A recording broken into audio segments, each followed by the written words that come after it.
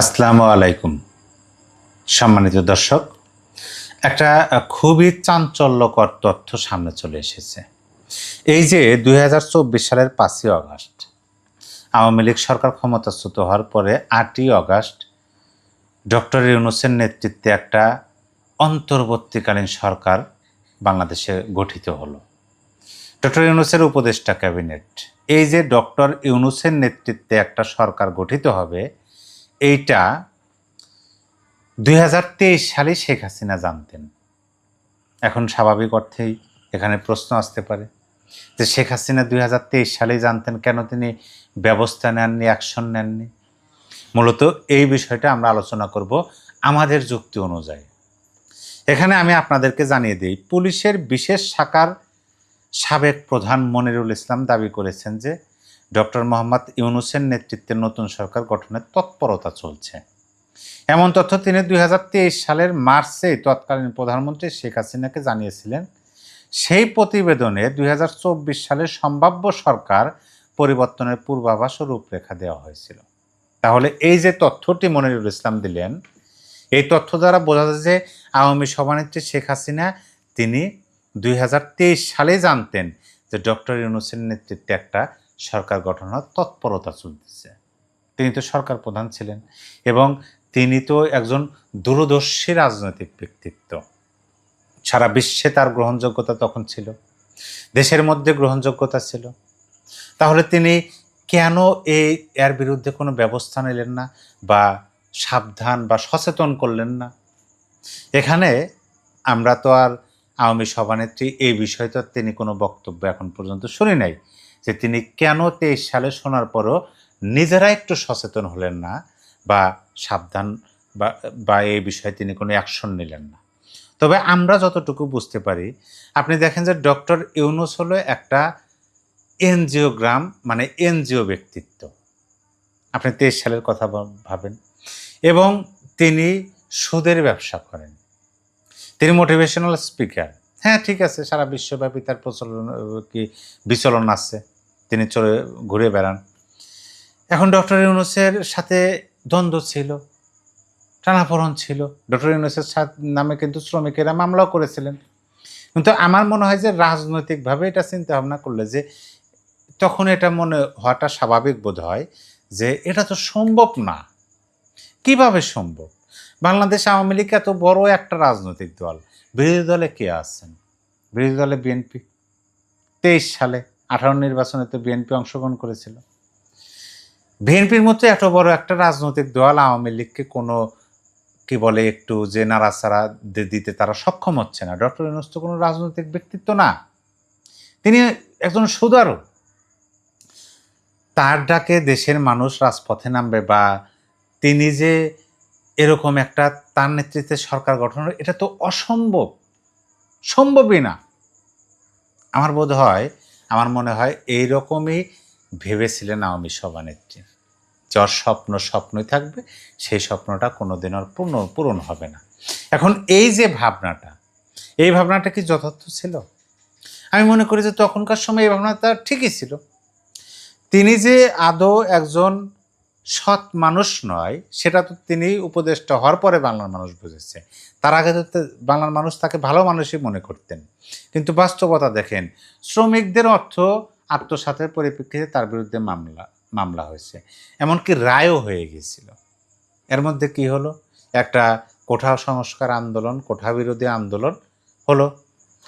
এইখানে দেখেন, বিষয়টা হলো যে যারা সুদের ব্যবসা করে, যারা মানুষকে ঠকিয়ে নিজেদের অনেক অর্থবিত্তশালী হয়ে যান নিজেরা, তারা খুবই সুন্দরভাবে প্রতারণা করতে পারেন। ডক্টর ইউনূস প্রতারণা করেছেন তো, মেটিকুলাস ডিজাইন করেছেন, জনগণকে ধোঁকা দিয়েছেন। কিভাবে সেটা আমি আপনাদের বলি। ডক্টর ইউনূসের সাধ্য ছিল না, কোনোভাবেই সম্ভব না, বিশ্বের যত বড় শক্তি তার সাথে থাকতো, তিনি যদি এই ম্যাটিকুলাস ডিজাইনটা না করতেন। কোন ম্যাটিকুলাস ডিজাইন? এই যে তার জিরো তত্ত্বের চেলারা যারা সামনে ছিলেন, তারা যদি ওই জুলাই আগস্ট আন্দোলনে যদি এই সমস্ত স্লোগান না দিতেন, বঙ্গবন্ধুর ছবি যদি তারা প্রদর্শন না করতেন, কপালে যদি বাংলাদেশের পতাকা না বাঁধতেন তাহলে সম্ভব হতো না। কি স্লোগান দিয়েছেন? আমার সোনার বাংলায় বৈষম্যের ঠাঁই নাই, বঙ্গবন্ধুর বাংলায় বৈষম্যের ঠাঁই নাই। বঙ্গবন্ধুর ভাষণ বাজিয়েছেন, দেশত্ববোধক গান বাজিয়েছেন, মানুষ সেই গানে আকৃষ্ট হয়েছে। আকর্ষণটা কিন্তু ওই বঙ্গবন্ধুই। যেই যে সাধারণ শিক্ষার্থী, তখন তো মুখোশ পরা ছিল, তখন তো তাদেরকে চেনা যাচ্ছে না যে আদৌ এরা প্রকৃতপক্ষে ম্যাটিকুলাস ডিজাইনের প্রথম সারির মানুষ, এবং এরা মূলত এদের মনের মধ্যে বাংলাদেশের স্বাধীনতা সংবিধান বিরোধের যে আদর্শ, সেই আদর্শটা এটা তো বুঝতে পারে নাই। মানুষের আকর্ষণটা হচ্ছে ওই বঙ্গবন্ধুর প্রতি, যারা বঙ্গবন্ধুর নাম নিচ্ছেন, বঙ্গবন্ধুর ছবি, বঙ্গবন্ধুকে মাথায় তুলে রাখছেন, জাতীয় পতাকা কপালে বেঁধেছেন এবং দেশত্ববোধক গান বাজাচ্ছেন। এই যে প্রতারণাটা করলেন, এই প্রতারণাটা করার পরিপ্রেক্ষিতে কি হলো? দেশের কিছু সংখ্যক মানুষ সেখানে গেলেন এবং আন্দোলন সফল হলো।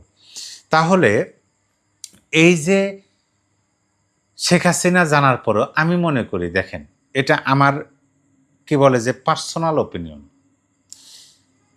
ব্যক্তিগত মতামত, যে এই যে 2024-এর 5ই অগাস্ট প্রয়োজন ছিল, খুবই বড্ড প্রয়োজন ছিল। আপনি দলগতভাবে আওয়ামী লীগের কথা বলবেন, আওয়ামী লীগের জন্য প্রয়োজন ছিল, বাংলাদেশের সাধারণ মানুষের জন্য প্রয়োজন ছিল। কারণ কি?